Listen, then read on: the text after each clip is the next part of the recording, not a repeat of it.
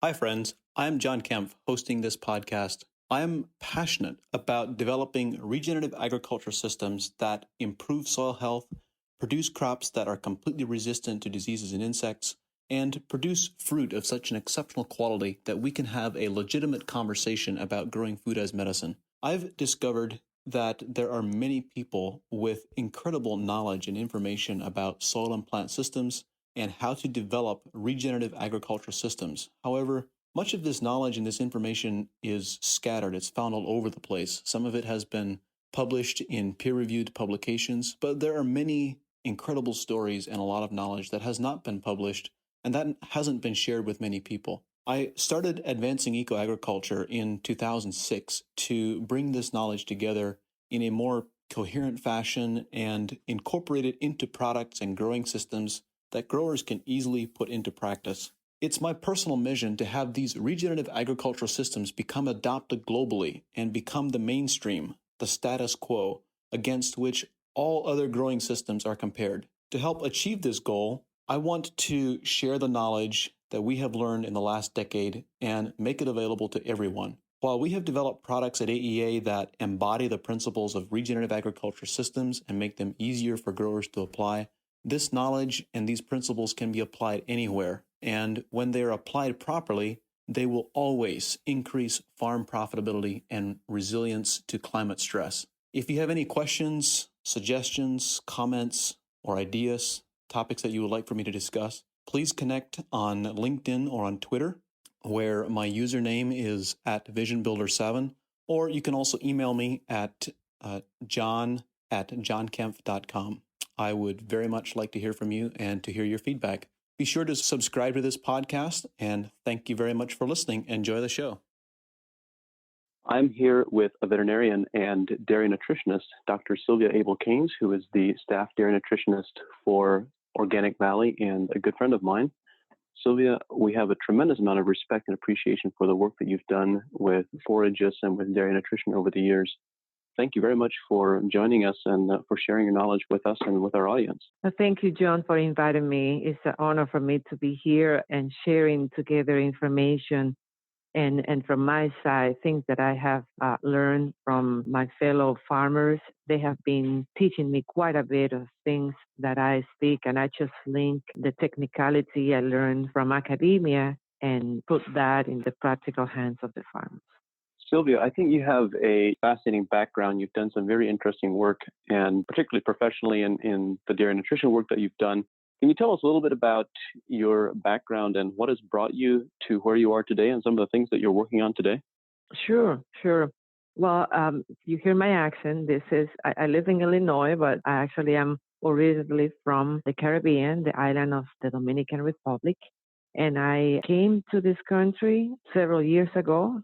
I'm not going to count exactly, so people will not start to detect my age, but definitely has been quite a while since I came to quote, quote, learn how to do dairy nutrition. So after finishing veterinary school, I was awarded with a scholarship to come and focus on the things that I like the most, which is relating health and nutrition. So I focused on nutrition for 2 years at the University of Tennessee. And this is where I actually learned how to do the nutrition that is practiced here in the United States, conventional dairy nutrition, where you maximize the milk production of a dairy cow based on the inputs that will take to get the energy that she calls from their genetic potential. And that was quite interesting. I learned many things, but at the same time, I was very cautious about how this nutrition was challenging some of the principles that I have learned on focus on the health of the animal first. And also very grateful because I was able to focus a little bit more my preparation on milk fatty acid profile at the University of Nebraska. So those knowledge were very important in my formation, but I think that the pivot point for me to really change the principles that I was practicing in my career was the point when I had my kids and realized that I wanted to focus on improving the immune system by focusing on nutrition. And that was a pivot point. I found myself reaching for organic fruits to prepare their meals and selecting eggs and dairy products that were produced using the organic standards. So I realized that after the readings and research that I was doing, that I needed to focus on a holistic way to growing pastures, harvest by the animals, and integrating the soil health into the whole approach of dairy farming. And this is when I realized that, well, if I decide to come back to my career and work as a veterinarian and as a nutritionist, I think I'm going to focus to serve the farmers that are doing the extra work for me to be able to have products that I'm happy to pay the extra money so my kids can enjoy the benefit of that. And that's when I think things turn around for me. I decided to really focus on holistic, sustainable, pasture based, organic dairy production. And so this is what I'm doing today. I found the great opportunity to practice that by serving Organic Valley through the nutrition and the health aspect of the consulting. You mentioned a very key phrase a few moments ago, which was developing immunity with nutrition. Of course, this is something that I personally am very passionate about, and there are some individual bits and pieces that are scattered around the world in the literature talking about the correlation between nutrition and immunity. But there's still a lot of question marks around the very simple question, can immunity of dairy cows or people or plants be increased with nutrition? How would you respond to that? Yes, the short answer for that is yes.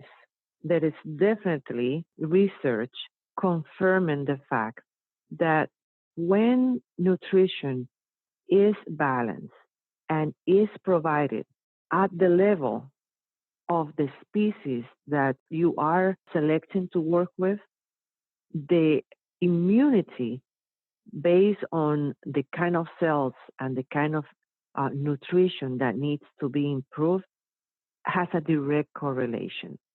And it's all linked, I think, in the way that we see how organs and systems work and relate to one another in a human or in an animal.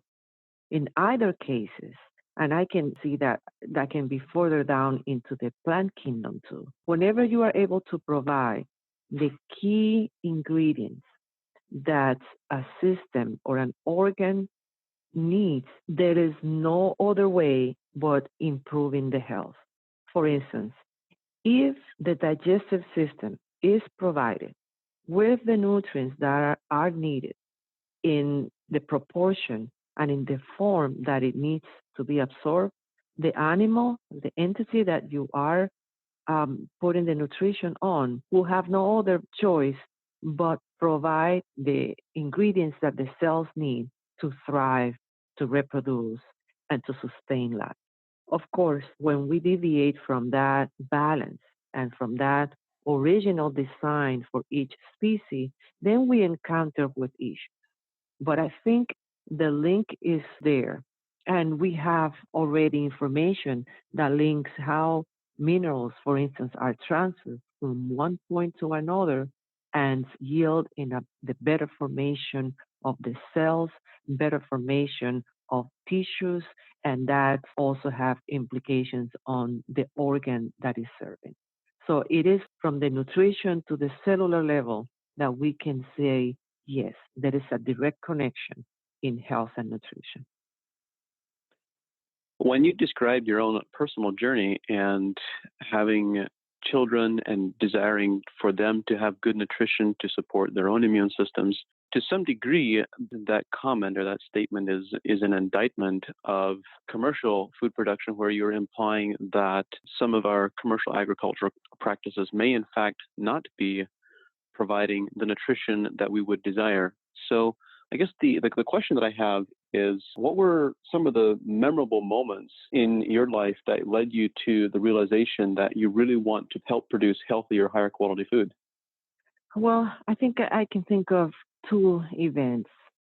One was my surprise on how plastic, how responsive is the immune system of our food producing animals. I have seen and witnessed how an animal can get sick, very sick, by feeding their own diet. And yet, when you apply the changes and you change the proportion of nutrients, you don't offend some system by overfeeding some things. It takes sometimes just weeks for an animal to start showing the signs of recovery. And I was amazed by that because I thought once we have abused the system and in many cases, underfeeding and overfeeding some things, I thought, well, the animals is not going to recover. I mean, this is a lost cause. But over and over, I have been proven wrong, especially when you see how feeding an animal, a ruminant animal in this case, a ration that is exactly what was designed to be digested, the animal respond in a way that the first things, the manure changes, the skin, the coat changes, the alertness of the animal change, and all because you started to provide the animal with the nutrients it needs. So it is encouraging to know that if that is the case, if an animal that has been underfed or overfed in some nutrients can change and actually start to show signs of healthy immune system and healthy digestion, healthy well-being, then we should focus on make transformation in this agriculture system. It is not all lost. Animals, once you feed them properly, they are able to respond very well and get sick with fewer events. Animals that have been fed from conventional diets and are focused on pasture and grass, they change completely. The metabolic diseases are less of an issue until it becomes to the point that the longevity of the animal is the result of consistently nutrition that provides the elements that the cow needs to produce, to sustain, and to reproduce. That is very encouraging and very exciting. And we have actually observed the same with plants. It's very encouraging to observe the extraordinary resilience and the ability to recover from sometimes very challenging abuse, environmental and climatic and nutritional abuse, essentially, that it is amazing to see how quickly they can recover. But you mentioned that there were two pieces that surprised you that were very encouraging. What was the second piece? That's right. The second piece was to see the results of the focus of nutrition in my own kids. And so here was trying to focus on feeding the best I can my kids and compare that to what most of my friends around me were doing, realizing that focusing on nutrition might take a little bit more time and a little bit more thinking behind what you're going to put in front of them. And yet I was surprised to see how even living in this toxic environment that we are surrounded with, with air and water and pollution, yet you focus on the basic of good nutrition food as grown and put it in a way that is attractive and enjoyable. The kids actually like it. They learn how to enjoy good flavor. And my surprise was, how much of a difference it made in terms of the number of diseases and ailments that I saw in my own kids compared to my other friends' kids. Very rarely my kids got sick, and many times they say that they actually wanted to get sick so they can skip school. So it was quite amazing to see that we cannot change everything around us. We cannot make it perfect, but yet if you focus on few basic things like nutrition and exercise, both in the animal kingdom and in the humans, I am definitely saying yes, things can be improved and we should be encouraged to make changes because it does affect in a positive way. Sylvia, I'd love to hear from your perspective. When you work with dairy farmers and you're working with dairy cows to change diets, nutritional protocols, and so forth, when you think of an ideal, a nutritional ideal, what is the goal that you strive for? And can you paint an image with words, if you will, of what does a really exceptionally healthy dairy farm look like? What have you experienced and observed that you found to be delightful? Well, I think I have found common elements in most of the successful dairy farms that I have visited so far. And with that, I will include some of the farms that I visit outside of the country, people that are doing dairy farming in a holistic way. And a couple of key things are common in them. Number one is that they focus on a balanced nutrition depending on the season of the year. And by that, I mean, if it is grazing season, this is what occupies the most of their time. And I know, this is not going to be good things in the ears of some of the farmers that are focused on cropping. But the reality is when it's grazing time, the management of that grass should be the number one occupation. And they have that common thread. They inspect their pasture. They know ahead of time where their cows are going and for how long. And so I have seen, successful dairy farmers just taking a walk before they let the cows out and making sure that they know how much is out there and how long they should be. So they focus on nutrition depending on the season. When it's non-grazing season, definitely they make sure that they know where the right good feed is and what kind of animals need to have this feed. So they go their nutrition by the season. Number two, I've found that farmers, successful farmers, have a special eye and nose and I will say ear for cow comfort.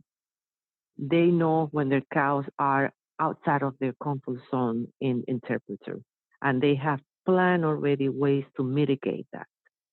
And that's extremely important because a cow that is comfortable, those content cows that we hear about, they actually have a better way to digest their feed and their nervous system is not stressed, it's not challenged. And milk production is based on a mammary gland, on a gland that it is responding to nerves and blood circulation and nutrition. So when you take care of that, comfort and that animal well-being, she responds positively to that. And lastly, I think the common thread also is making sure that they are working their nutrition based on their land and working with the soil that they were either blessed or cursed. So a farmer that focus on taking the most they can, taking care, the knowledge they get, the more they practice on. So if they find out that, their soils is lacking in certain nutrients because this is just the geography and the topography they have, they work their way around that. They focus on what is limiting based on the land that they have. They don't try to apply things that are supposed to be used in the Netherlands or in New Zealand. And if they are in California, they don't apply things that work in Maine. So they focus on what is it that is challenging in my ecosystem, and they target that. Sylvia, with all the various operations that you've observed and the experiences that you've had, what is something that you believe to be true about modern agriculture that is very different from the mainstream view? And in that case, you mean difference from conventional agriculture compared to a holistic, sustainable agriculture? You could say that. Yeah, just however you chose to answer the question. We have a very large mainstream agriculture, and I've observed that there are many very wise people who have observed some of the challenges of that system and how they might be overcome. And I would love to hear your perspective. And what is currently within the mainstream that is accepted as being true that you think might in fact not be true? I think the assumption that when you take care of few nutrients, but you ignore or make the assumption that all the nutrients will follow along, I think that's a mistake. It's an assumption that we have seen the results, in a negative way. In mainstream agriculture, it is believed that if you take care of the big things that are in need for growing crops or for raising animals, for instance, if you take care of the nitrogen and the phosphorus, somehow the rest of the minerals, for instance, will follow along in the right balance. That is not true. And we have seen lower levels of basic antioxidant nutrients, vitamins, and trace minerals that have been lacking in our food. And it's a direct result of underestimating how important it is to take care of things that are beyond nitrogen and phosphorus and potassium. And that's something that I think they are waking up now. Now more people are talking about molybdenum and selenium and some other minerals, zinc and manganese, and how they affect the way a plant grow, the way the food is produced, and also how much that impact the animals and the people that are consuming that. That's one assumption that I think we need to correct. And the other one is the harvest of the agriculture, thinking that when we harvest in a way that does not protect the nutrients, at least to stay longer than we think they should be, we end up with animals being fed feeds that are deprived of the basic things, the sugars and the vitamins, and in terms of the people being fed foods that are broken down in individual nutrients, feeding only the starch or only the protein and separating the basic elements. Food for people and animals should be consumed as whole. And that's the way our system works. This is the way we recognize the nutrients and don't react against them. And I think this has been the result of a conventional mindset, a simplistic mindset where we think we can manipulate the growing by selecting what things we want to focus on. And we have been proven wrong. The levels of diseases we have in animals and people today is a reflection of how wrong we were at manipulating foods and feeds. To the first point that you mentioned, the awareness that just addressing the major nutrients is not enough, but we also need to address trace minerals and some of the key enzyme cofactors that are needed. I think this is something that has definitely gained, from my perspective at least, it's gained a tremendous amount of awareness just in the last 4 to 5 years even. This has been true both in the fruit and vegetable production world as well as in forage crops and broadacre commodity crops as well. One of the pieces that has been so intriguing for me in the work that we do at AEA is there's this list of 6 standard trace minerals, iron, zinc, manganese, copper, boron, that are very well recognized. But then there are also some of the trace minerals which you mentioned, such as selenium and molybdenum and cobalt. And speaking purely for myself, I've been surprised, amazed actually, at the yield responses and quality responses we sometimes get from these very small trace minerals. When other things are in balance, and sometimes when we apply very small amounts of molybdenum or cobalt per acre, we get a tremendous yield response from crops as well as a quality response. That's right. That's right. And I can, cite several papers that have been published for the last decade, in the last 10 years, that have shown that once trace minerals, micronutrients, like they like to call them, are brought to the levels where the plant is able to utilize them to actually translocate them and put them in a way that enhances the absorption of others, we are amazed at how the whole composition of the plant changes. We know now that nutrients like vitamins and minerals actually are key in the formation of bigger nutrients like proteins and carbohydrates and complex carbohydrates. How dependent some of the enzymes are in having the right levels of some trace minerals. And at the animal level, we know that when we are able to provide certain nutrients, vitamin E, for instance, vitamin A, early on in the development of the calf, we actually make that animal almost disease proof. And so when we deprive that young animal of the ideal nutrition, the milk, we see that the lack of presence of some of these vitamins and trace minerals that is not present in the typical calf supplement or calf grain mixes changes the animal's immune system. So we have been witnessing, with the organic movement and people now focusing on grazing, even if it's not organic, but are providing actual pastures and grazing to the animals, how their health have been improving. It's a testimony on how little things that are present in live foods and feeds make a huge impact in the health, in the immune system of the animal. You mentioned something that really caught my attention, which was the idea that we can change a plant's nutritional profile, the amino acid profile, carbohydrate profile, and so forth, based on how we manage these trace minerals and the key enzyme cofactors to manage disease and insect susceptibility. What are the implications of that for forage quality and dairy nutrition?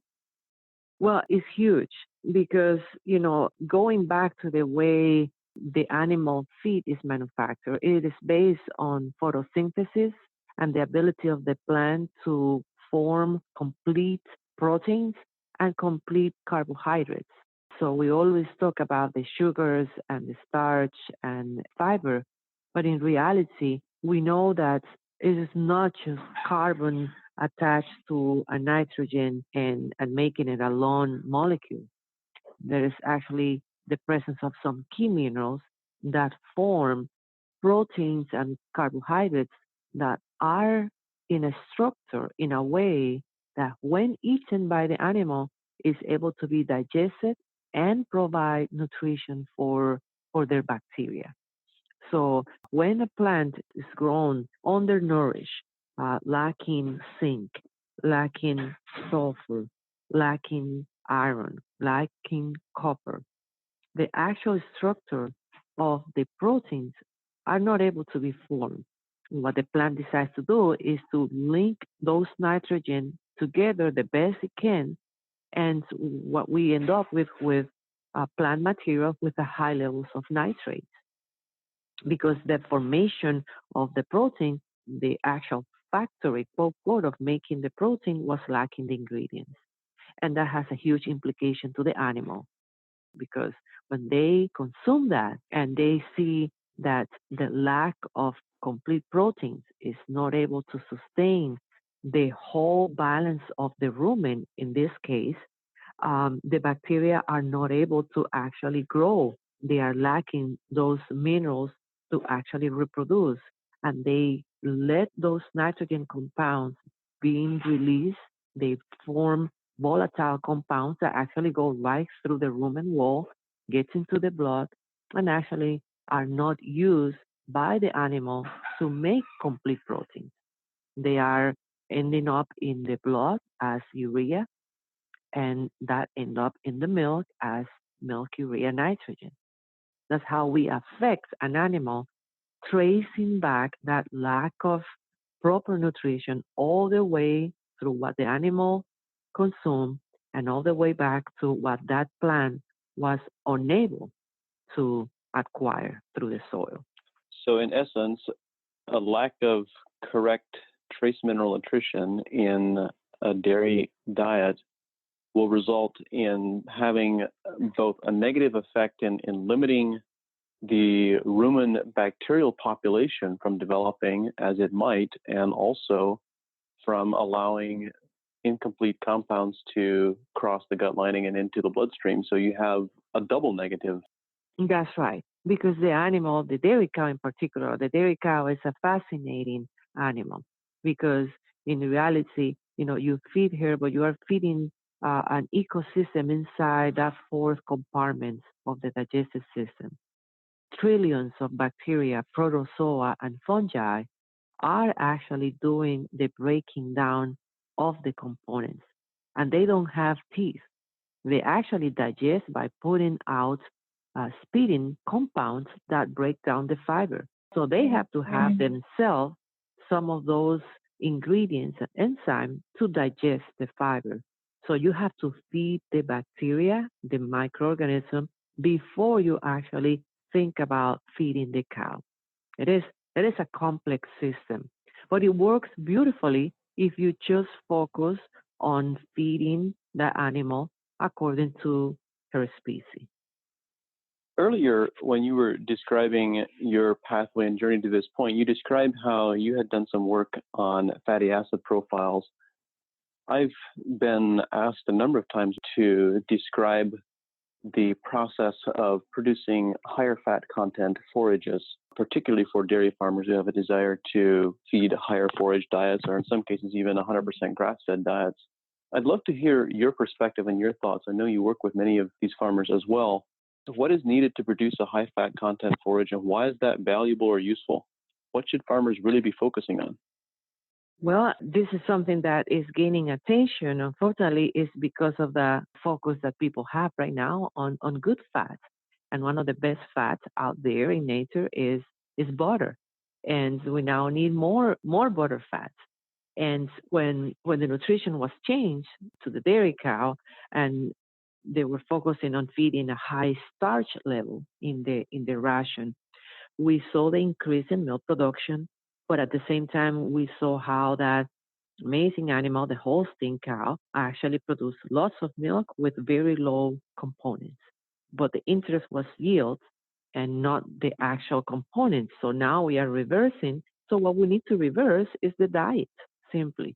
The cows that actually have the fiber that is effective at producing rumination and effective at being digested, more than 55 to 60% of the components being actually digestible by the bacteria, they are the one that provide these key ingredients for making butterfat. In the mammary gland, butterfat is made from mainly two components, acetate and butyrate. These are fatty acids, hint the word fat in there, that are generated directly after the digestion of complex carbohydrates. They don't come from digesting starch. They come from the digestion of complex carbohydrates, but they have to be digestible. So many people think that I'm going to feed more fiber because this is what will produce that. Well, in reality, if they are lignified, bacteria have no access to that port. So plants have cells that are guarded by a cell wall. If the plant material is too mature, actually the bacteria will not be able to break through that and digest the hemicellulose and cellulose and the pectins that are inside the cell wall. So first of all, good quality fiber coming from a mix of grasses and legumes is the key for increasing the milk components.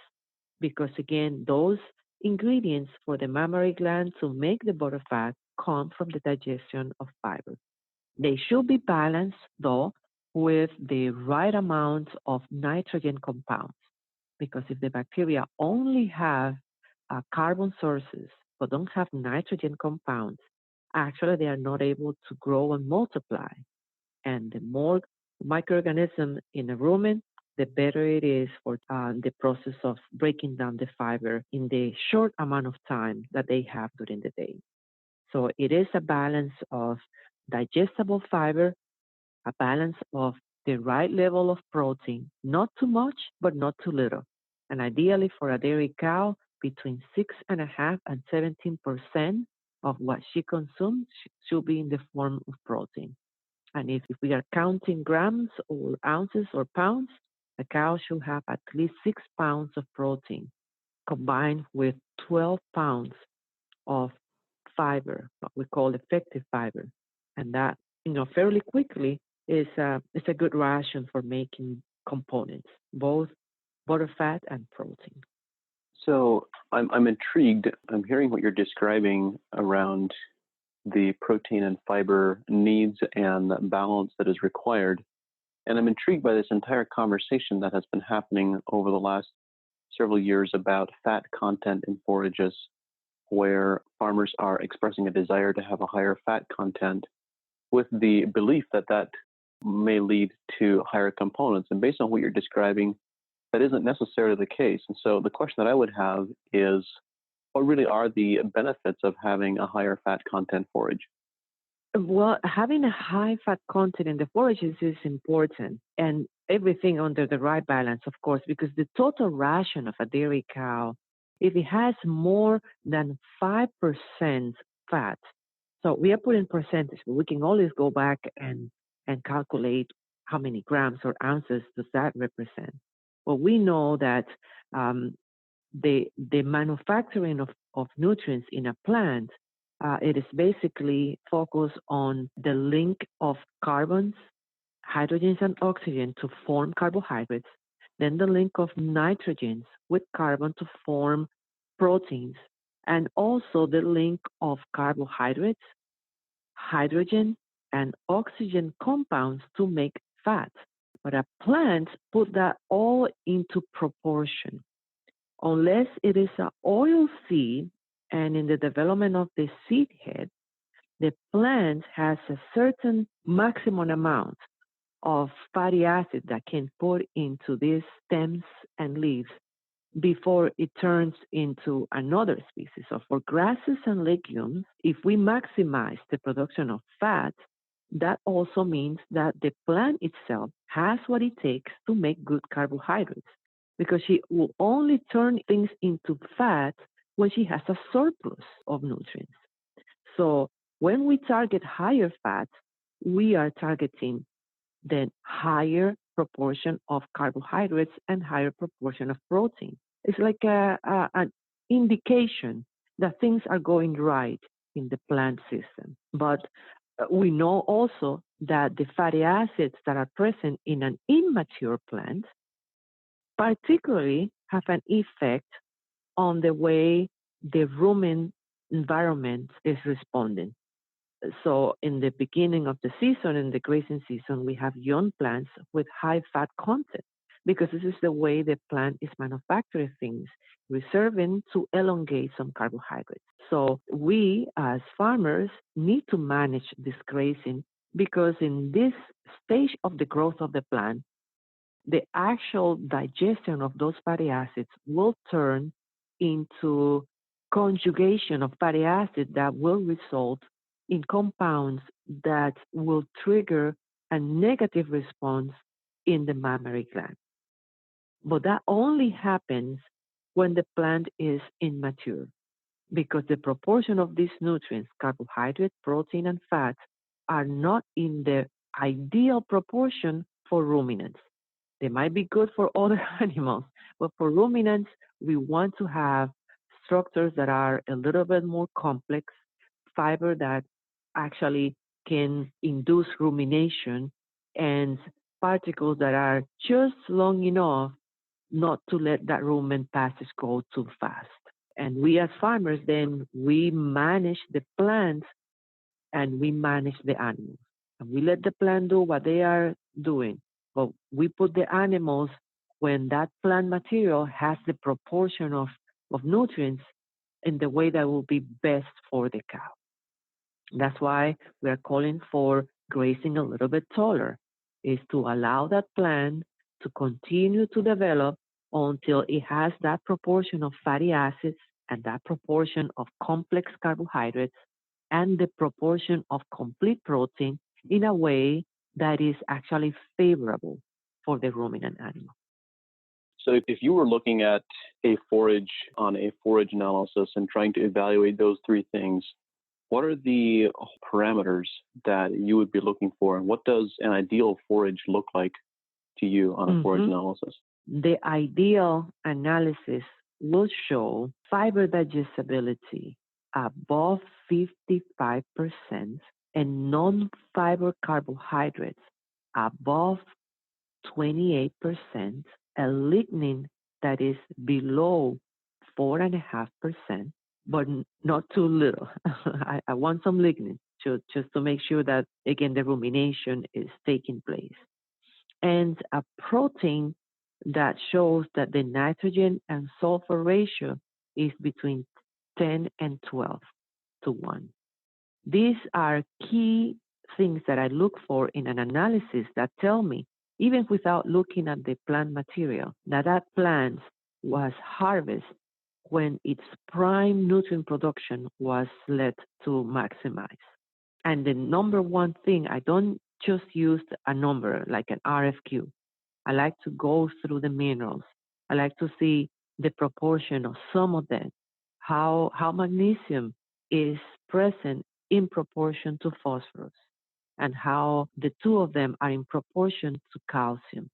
Most of the forage analysis do not include some of the key trace minerals. You will have to pay a little extra to get them. But as much as possible, if you get the wet chemistry analysis, you should be able to gather the information on how much nitrogen was there, how much sulfur was there.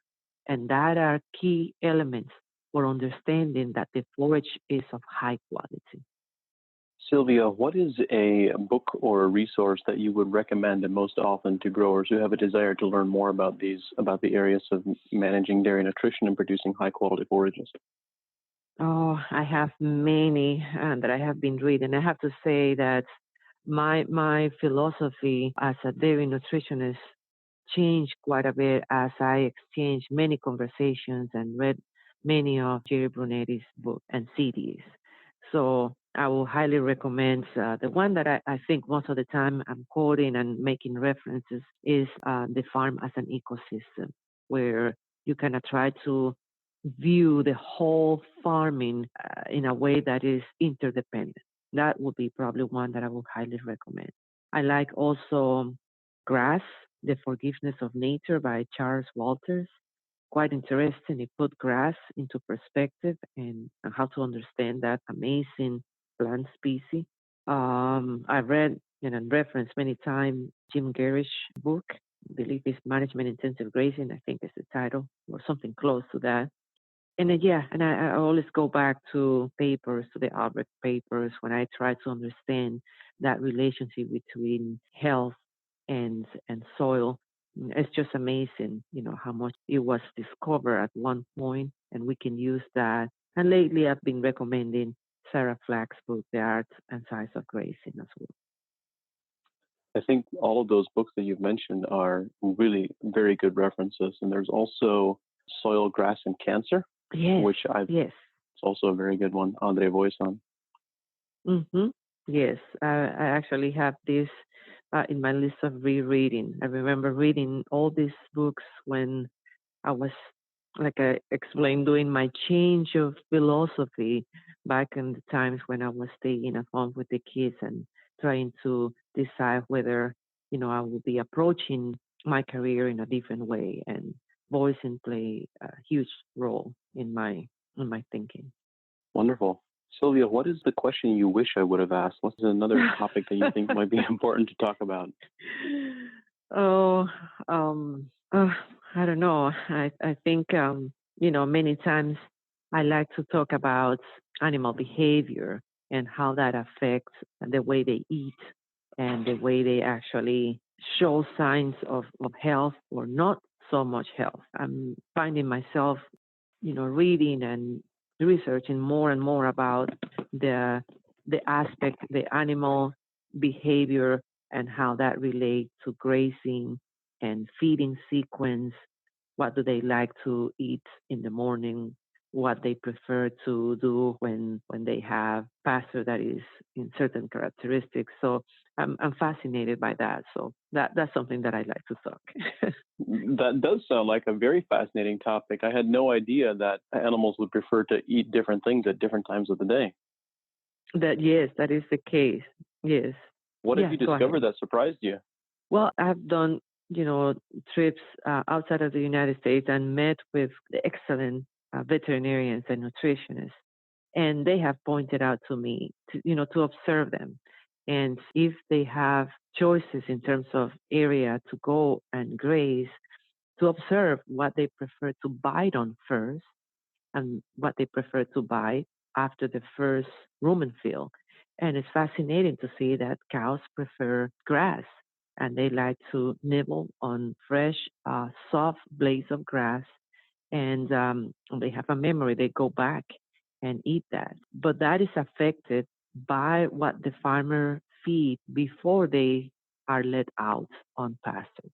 So it's fascinating to see how you can change their behavior by actually changing what you feed them before. Some farmers prefer to feed their grain before they go out and pasture. And we've noticed that more and more that when the cow is, especially in the early season, not let out too hungry, she actually has a better way to digest if you feed them some good quality grassy hay. You have to train them though. So sometimes I think we have to make sure that they can eat that fast and in a way that they can go out quickly to what they like, which is the sweet grass. But they do like to have good digestible fiber before they go out and pasture.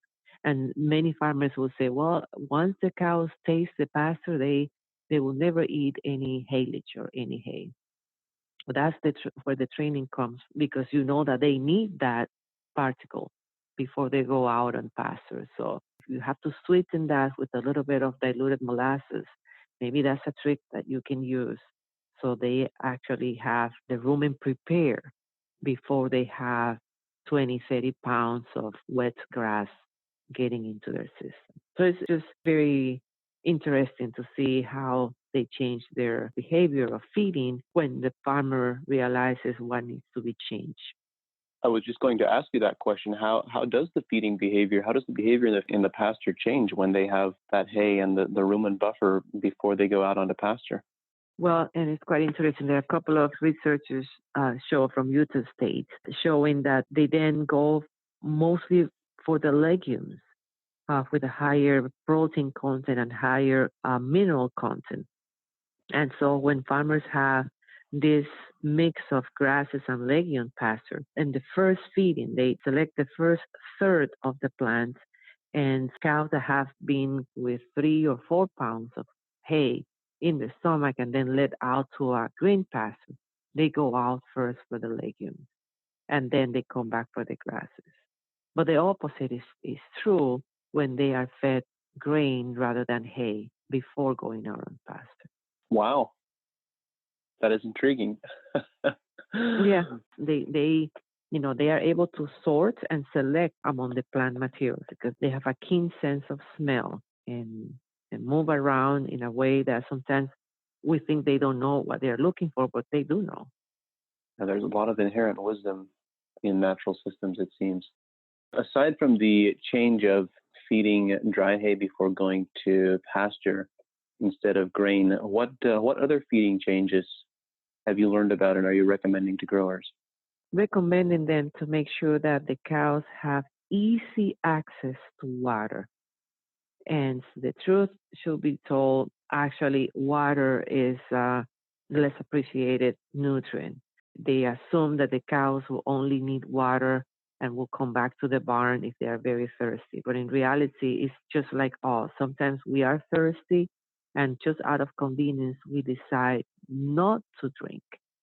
With us, it's just showing dehydration. But in a dairy cow, and the main product that they put out is 88% to 92% water.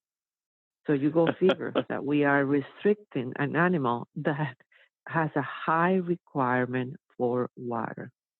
And so I have seen a direct correlation between milk production and water accessibility. And even if the water is in the barn and they say, yeah, but they have it, it is ready for them. If it is too far and it is too hot, guess what? They will just lay down in the shade and they will not go back to the farm and drink the water. Especially the timid cows, if you have a mix of first calf heifers and older cows. Yeah, that's again, animal behavior plays a role in there too. Yeah, and I can speak from experience. When I was doing dairy nutrition a decade ago, thinking back, I would say probably half or more of the dairies that I started working with, we changed their watering system, watering capacity, and in many cases, there was an almost immediate 2 pound to 4 pound per head per day gain as a result That's right. of changing, or just having abundant water that is clean in a large open top containers rather than small containers. Cows really don't like drinking out of a water cup, and if you can have a large tank for them to drink out of, they're going to drink more water as a result. That's right. They will drink more water at a time. So they don't like many trips. They like drinking a lot and satisfying their thirst and then continue on with eating. You know, many times I have problems with people just viewing ruminants as they view people because, you know, in reality, what makes a cow happy does not make a human happy. So, you know, having water. Try like feeding you people say, grass and see how that works. yes, exactly. You know, having water, you know, in rectangular, narrow containers and having water with materials that would change the smell. Dairy cows don't like that. We underestimate their ability to, you know, relate with palatability and consumption. We want them to eat more, but yet we are not making the most palatable feed for them. We think that we can turn them into a paddock that is full of weeds that in reality are bitter, and they can eat the weeds if they are soft and young. Once they are grown and overgrown, and reality is that they don't like to bite on that, and they bother their eyes and so forth. So yeah, we need to make sure that we tend to their senses, to their smell, their eyesight, and so forth. Sylvia, I want to say thank you so much for joining us, for being on the podcast, and for sharing the things that you've learned with us and with our audience. We really appreciate you being here. We appreciate the work you're doing. Thank you very much. Thank you, John. I appreciate it very much and looking forward to cross paths one of these summers or winter as we go around and try to help our farmers to become more holistic and self-dependent in their dairy farming. This podcast was brought to you by a great company that I work for, AEA, Advancing Eco Agriculture, the leader in regenerative agriculture since 2006. At AEA, we believe in challenging the status quo to find more profitable and regenerative ways to grow crops. We also believe that healthy plants are resistant to pests and disease, and to grow healthy plants, we must first think in a different way about agriculture, about empowering life instead of suppressing life, about regeneration versus degeneration. To achieve this, we formulate and sell products that help growers produce higher quality yield with less risk of crop failure. In short, we help growers make more money with less risk. If you would like to learn more about our programs and systems, call Jason Stoll, a highly regarded AEA consultant at 800 495 6603, extension 300. Again, the number is 800 495 6603, extension 300. Mention the code podcast10 and get a special incentive with your first order. Thank you for listening.